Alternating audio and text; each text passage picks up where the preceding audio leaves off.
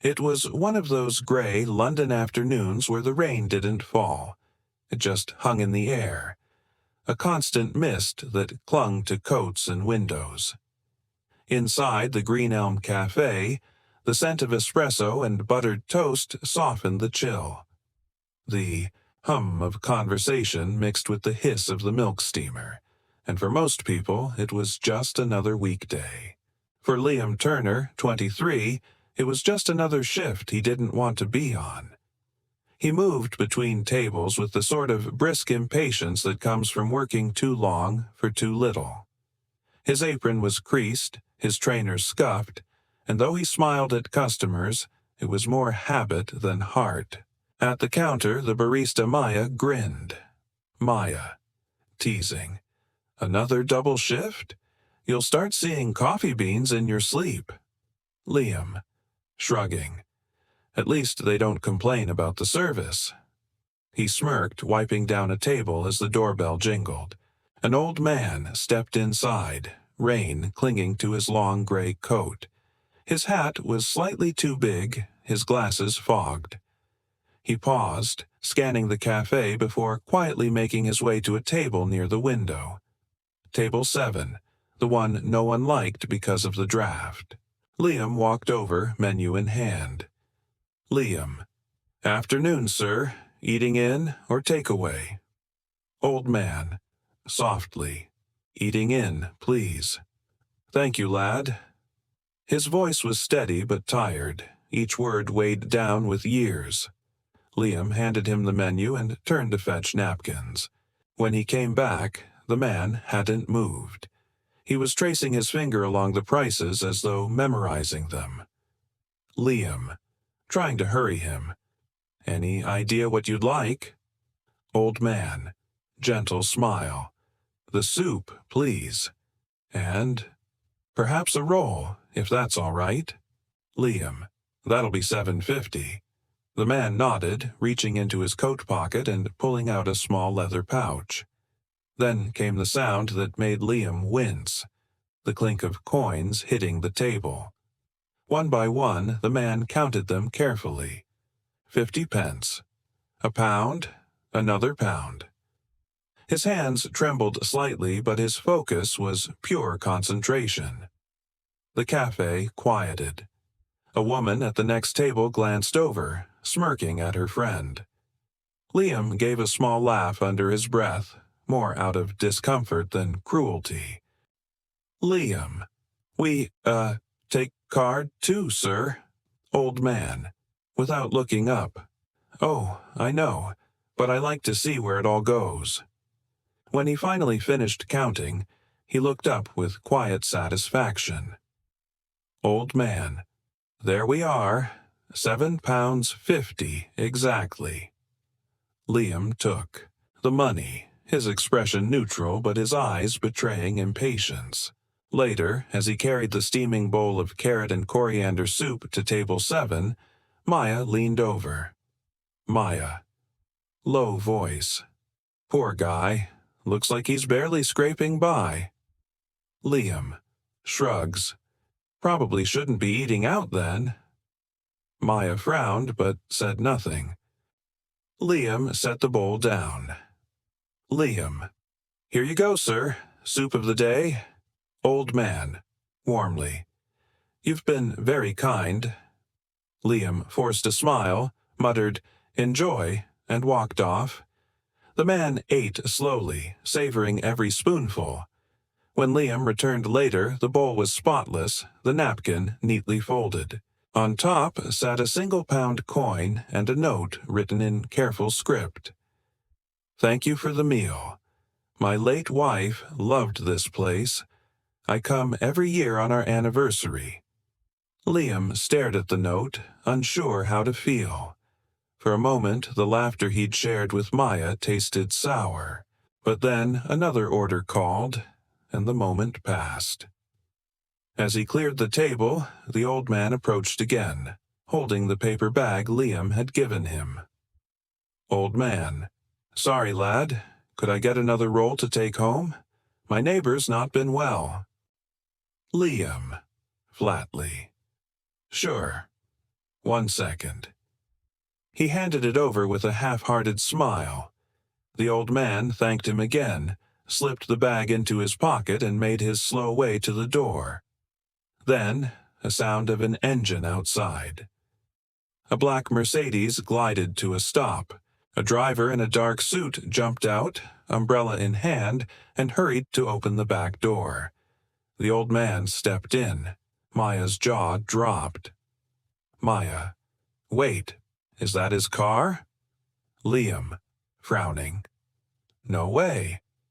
But the driver shut the door, and the car eased away, its reflection trailing across the wet pavement like a ghost. The cafe fell silent for a long moment, every head turned toward the window. Liam stood frozen, the note still in his hand. The next day, the cafe felt quieter somehow. The staff whispered about the mysterious old man with the expensive car. Liam tried to brush it off, but the image stuck in his mind. The black Mercedes, the driver, the man's calm smile. By noon, the lunch crowd had begun to trickle in again. Liam worked as usual, but found himself watching the door, half expecting the old man to return. He didn't. On the third day, the bell over the door chimed again. It was the driver. He wore the same black suit, perfectly pressed.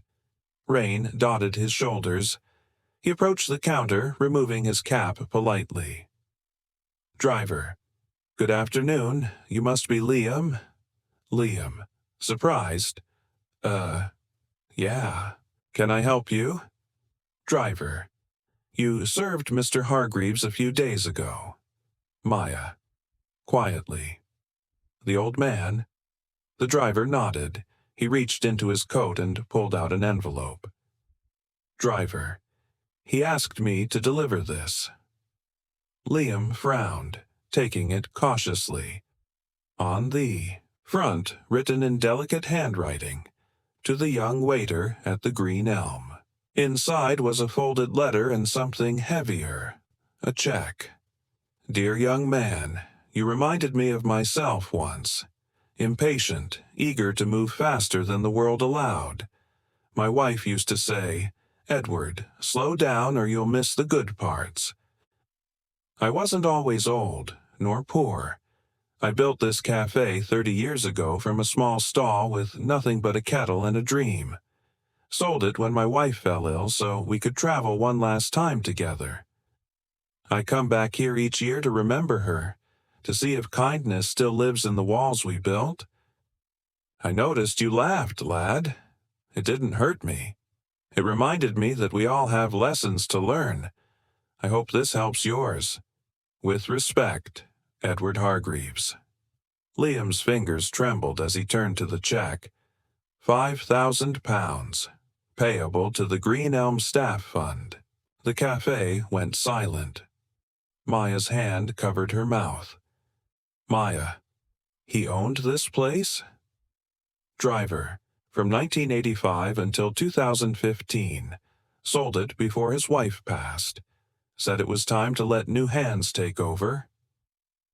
Liam looked down at the signature. Edward Hargreaves. His stomach twisted with shame. Liam.